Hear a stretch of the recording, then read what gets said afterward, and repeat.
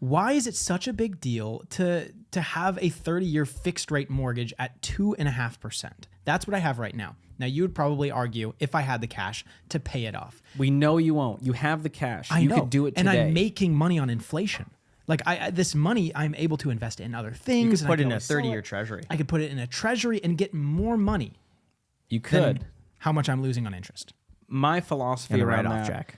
is in the write-off. Thank you, Ben. The write-off. That's my favorite. The write-off. Sending $2,500 to the IRS is somehow better than sending $10,000 to a lender. That's the write-off right there. Well, it There's takes your the interest 2.8. deduction. It takes the 2.8 down to a 2.3. Effective. That's what the write-off does. That hurts my brain. 2.3.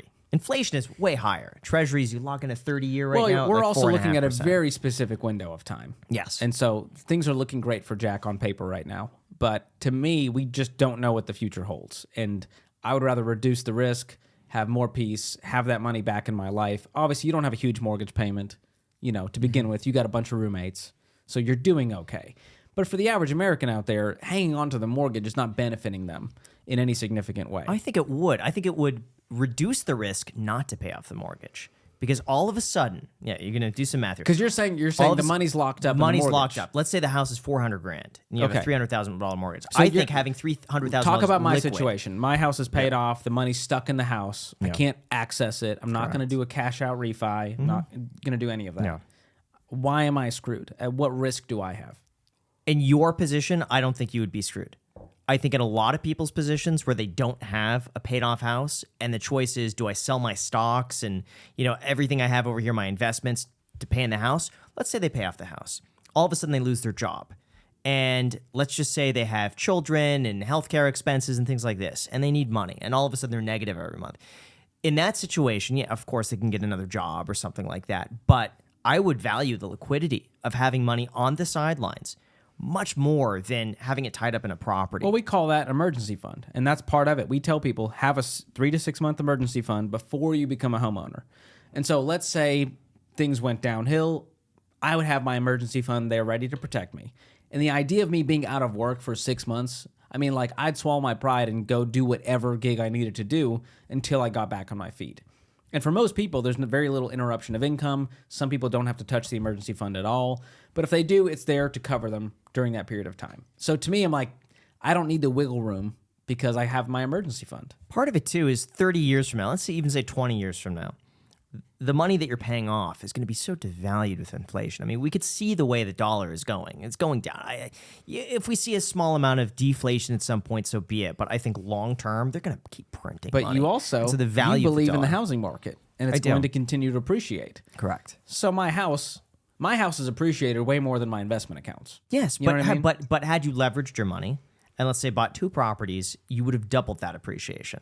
Potentially. Yeah. But there's risk and headache involved, and it I could would have say gone south. over 30 years, I bet on the housing market. Over 10, I have no clue. But over 30, 50 years, I think it's a solid investment, personally. Yeah, real estate's great, and I think if you did it with cash, there's less risk on paper, Less upside. and in real life, But and you get more cash flow with a cash flow property. You talked to Dave Ramsey about this, and he audited your portfolio. He's like, the only thing I do different is pay it all off. You got the money, but you like your cash position. California is a good example of those mortgages. They're at 3.5%, 3.3, give or take.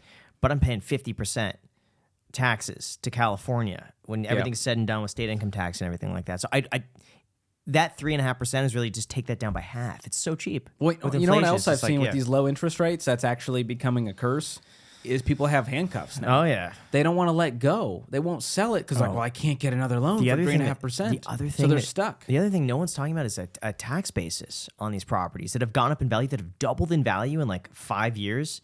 Now, all of a sudden, it's not just your mortgage rate that goes up, it's your tax basis. If you were to sell and buy anything else, all of a sudden your property taxes are also going to be going up significantly.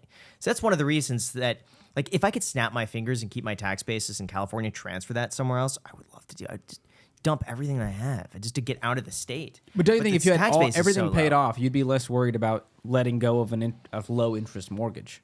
If you're going to just pay cash for the next property, you'd have more options, truthfully, versus feeling stuck. Like, I can't let go of that. Those are the calls just we because get. it's so attractive. That's the only reason why. It's so attractive to me to have a 3% interest rate for 30 years.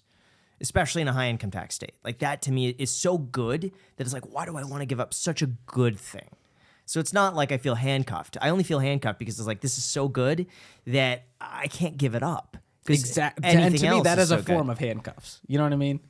Golden handcuffs. We'll call them that. Sure. Golden handcuffs. It limits mobility, but it's so good that, the good outweighs kind of being stuck and holding these properties. Sure. With That's a low fair. tax basis. What do you They're think, very Jack? first world problems. The way that I see it is in my personal experience, in Graham's personal experience, in another viewer, let's say, if they're very intentional about the way that they're spending and taking on debt and stuff like that, then I think it's a win. I think that you're just winning at the end of the day. If you look at your financial statements, taking on debt and being smart with it, maybe using credit cards and stuff like that, and you're extremely intentional and smart about it, year after year, you will win more than the other person that isn't, barring spending more because it's a credit card rather than cash out of your account, barring that. Yeah. So I think that's great. But I also think the only other thing that could sway me is this piece that everyone says that you get when you pay off debt. And I want to know, like, I just talked about this with Andre. Andre Jick was talking about, he was like, could you create a mathematical formula for the Right. peace of mind, Yes. emotional? And I was like, I wish. That's But the I only don't- thing I I've don't- been curious about. Because I that's don't what know what Graham it would needs. feel Graham like. needs an equation where he could be like, all right, the peace of mind is X over Z multiplied by... You know what's There's funny? no way to do it. I remember this conversation I had with you a few years back, Graham. So Graham and I, when we were in Los Angeles together, we would go on this walk almost every single I day. miss those So walks. romantic. I miss those I know, walks. it was so cute. Dude, we came up with the best ideas. 1 hour during the weekdays, we take like a 2 mile. Wow. It was amazing. Why'd you So stop? good. We moved here. lived together, so that's when we did it. And here's an interesting thing: when you're actually walking forward, your brain works more efficiently. I believe that. So there's like some studies that can yeah. prove that. I don't know what they're called, but yeah. Anyways, Walking backwards, inefficient, not good. exactly. No, but we would do this walk every single day. And one day, Graham, out of nowhere, never heard him say anything like this ever before. He was like, I'm really tempted to pay off every property I have. I said that? You said that. I don't remember. Yeah, I it's- honestly don't it's remember. Were you saying on struck me. Dayquil or something? Could've. Struck I me don't that know, you maybe said it's- that, and I was like, "What are you talking about?" You're like, "Just the peace of mind." And you were like thinking about it because I think obviously you had a lot less money back then, so you were thinking to yourself like, like now you're more affluent, so you think, okay, it's okay if I take on more debt. It's still a smaller percentage of the amount of money I have, but back in the day, I think it was a more significant portion, and so you were Yeah. considering just paying off everything and living more affluently, which I Yes. found really interesting. And I was wondering, Yeah. like, if you could measure out that piece back then, would it have convinced you? In hindsight, I'm glad I didn't. I think I remember what was going through my mind at the time was that COVID was kind of uncertain. The markets were a bit uncertain. And I had this cash and I was thinking, what would be the benefit? Because I just moved into a new home and this was like my expenses tripled by going from a duplex into like an actual house. And so I was I was stressed out from going from like living on $1,800 a month to like, I think at the time it was like 10. Like it was a huge bump up. And so that stressed me out for a while. In hindsight, I'm glad I didn't do that. But I want to know, like, because even he was tempted, and this is like, Mr. Pro Debt over here, the anti-Ramsey.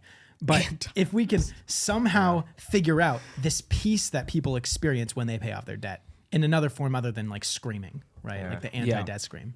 Because I think that's hard to measure. If I'm sure someone much smarter than me can find some equation that may convince Graham. Okay, so in your own personal life, when you paid it off. Well, I think also like having a family and getting married and having a baby, it just changes the level of risk. If I was a young man making what Graham makes, I would probably have a similar risk tolerance. But at this stage of life, as I get older, as I find what my priorities are in life and what my goals are, things have just shifted. Like the goalpost has just moved. And to me, less risk is going to create a more peaceful family environment. Like I'm not going to fight with my wife when we don't have payments. You know what I mean? Like we just had a baby 4 months ago, and if she wants to stay home, it's not like oh gosh, we got to pay the bills, and if we lose your income, it's just like, cool, you do what you want, babe. Like whatever your heart leads you to do. And it just changes the way you have, it changes the way you make decisions. It gives you more options, more margin, more peace, more joy. And that's the whole thesis of this book is if we break free from the system, we get out of debt, we build wealth the right way, we can have what we're really after, which I think is those things. It's not just more money. We want what the things money can't buy, which I think is the emotional piece.